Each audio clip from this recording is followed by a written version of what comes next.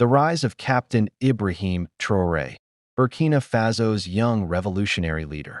Captain Ibrahim Traoré is a name that has reverberated across Africa and the world since he assumed power in Burkina Faso in 2022.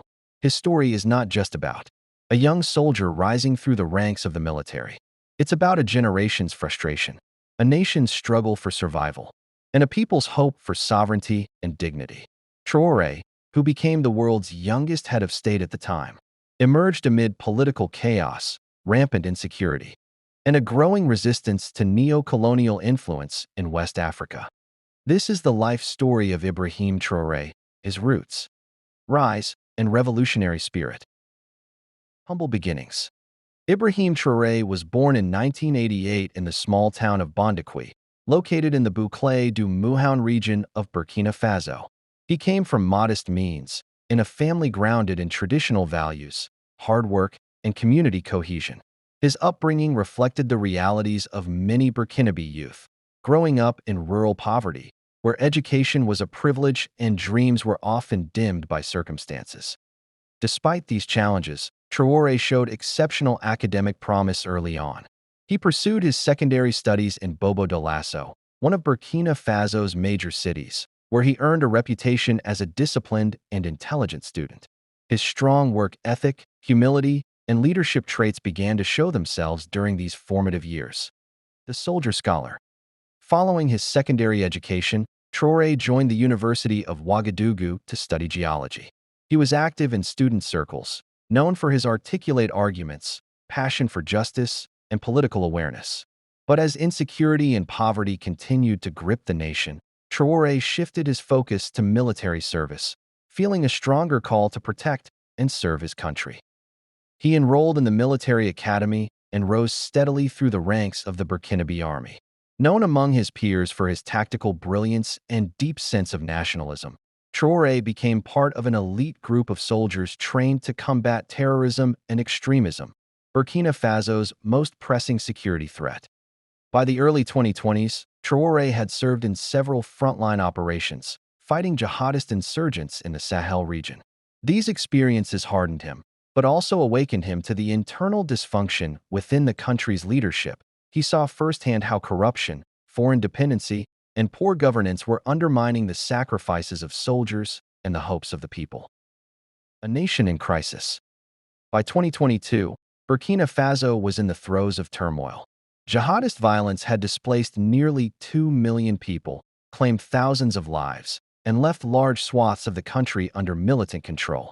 Morale in the military was at an all-time low, and citizens were growing increasingly frustrated with the civilian government's inability to restore peace or sovereignty. In January 2022, President Roch-Marc Christian Kabore was overthrown in a military coup led by Lieutenant Colonel Paul-Henri Sandaogo Damiba. The coup was initially welcomed by some as a necessary reset. However, months later, the situation deteriorated further. Attacks intensified, and Damiba's administration failed to make significant progress. Moreover, accusations of elite favoritism and secret deals with foreign powers, particularly France, began to surface. In this climate of growing disillusionment, Ibrahim Traoré and a group of like-minded officers began organizing what they viewed as a rescue mission for their nation. The September coup. On September 30th, 2022, Captain Ibrahim Traoré led a second coup d'état, removing Damiba from power. At just 34 years old, Traoré became the head of state, pledging to restore national security, resist foreign interference, and refocus the country's priorities on its people. The coup was swift and largely bloodless. Traoré justified the takeover as necessary to prevent the total collapse of the state. He accused Damiba of failing to deliver on his promises and of shielding corrupt networks that had crippled the nation. To many Burkinabe, Traoré's rise felt different. He wasn't an elite insider, nor was he seen as a career politician. He was a soldier who had walked among the people, slept on the battlefield, and bled for the country. His authenticity struck a chord, especially among the youth, who began to see him as a symbol of resistance, sovereignty, and African pride. A Pan-African vision. From the moment he took power, Traoré positioned himself not just as a national leader, but as a Pan-Africanist. He began echoing the philosophies of Thomas Sankara, Burkina Faso's iconic revolutionary leader assassinated in 1987. Like Sankara, Traoré rejected imperialism, criticized foreign exploitation, and emphasized self-reliance. He publicly challenged the presence of French troops in Burkina Faso and suspended military agreements with France. In early 2023, his government ordered the withdrawal of French forces from the country, a bold move that sparked both celebration and criticism. Traoré also strengthened ties with neighboring Mali and Niger, both led by military governments with anti-colonial stances. He was instrumental in the creation of the Alliance of Sahel States, a coalition between Mali, Niger, and Burkina Faso aimed at mutual defense and economic cooperation, independent of traditional Western influence. Traoré's moves signaled a broader shift in West Africa, a reawakening of the fight for true independence, driven by a new generation of leaders. Challenges and controversies. While Traoré's rhetoric won him fans across Africa and the diaspora, he also faced significant challenges at home. Governing a country in the midst of war is no easy task. Burkina Faso's economy continued to struggle, and humanitarian crises deepened in areas plagued by violence. His military-led government was criticized by some for restricting press freedom and postponing elections. Critics accused him of centralizing power and failing to provide a clear roadmap for democratic transition.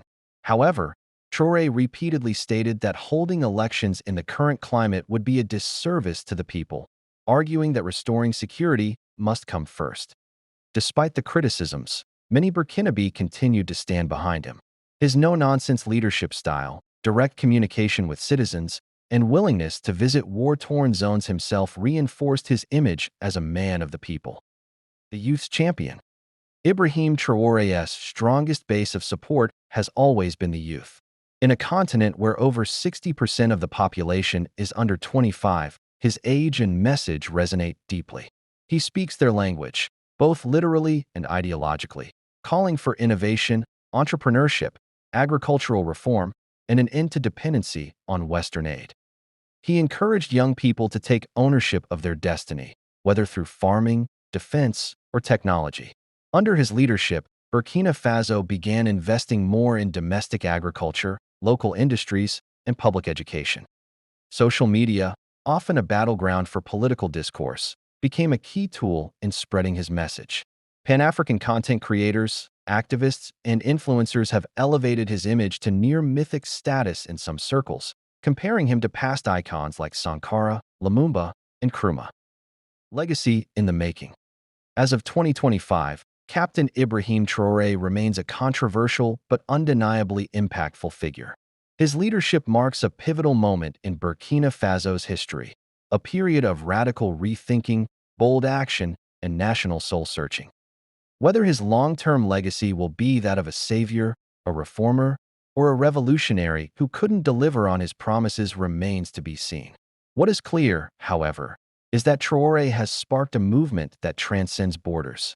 He has revived conversations about African unity, sovereignty, and the need to break from cycles of foreign dependency.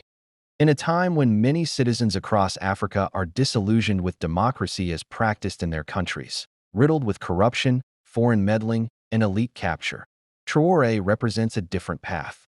He may not have all the answers, but he has rekindled belief in action, sacrifice, and the possibility of transformation. The story continues. The story of Ibrahim Traoré is still being written. He is a young leader navigating one of the world's most complex challenges: how to lead a fragile, post-colonial nation through war, economic hardship, and generational change. His actions have already shifted the political landscape in West Africa, and his influence continues to grow. As history has shown, revolutionary leaders often walk a narrow path between triumph and tragedy. Traoré stands at a crossroads. His future, and that of Burkina Faso, will depend not only on his decisions, but on the resilience of his people and the solidarity of like-minded nations across the continent. Whatever comes next, Ibrahim Traoré has already ensured his place in the annals of African history.